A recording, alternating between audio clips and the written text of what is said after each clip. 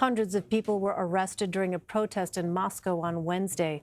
Protesters were demanding Russian police be held responsible for allegedly framing a local journalist last week. Daria Litvinova filed this report earlier from Moscow. This march was prompted by the arrest of a prominent investigative journalist, Ivan Golunov. He was detained last week on very dubious drug charges. Today, thousands of his supporters took to the streets to show their anger with corrupt police. Most of them were fellow journalists. They united around Golunov soon after he was arrested and then led a campaign to have him freed.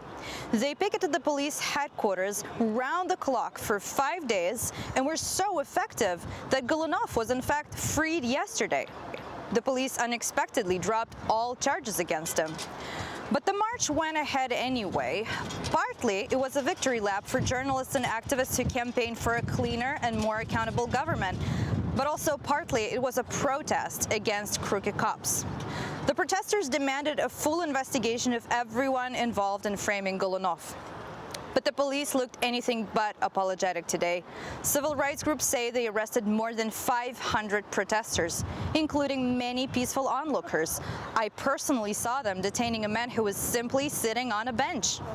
Commentators said that the decision to release Golunov came straight from the Kremlin. It was aimed at quelling public unrest at a time when Vladimir Putin's trust ratings are at a record low, 30%. But today's mass detentions of peaceful protesters are unlikely to diffuse public outrage. As one of them said to me today, it is far from over. Elaine?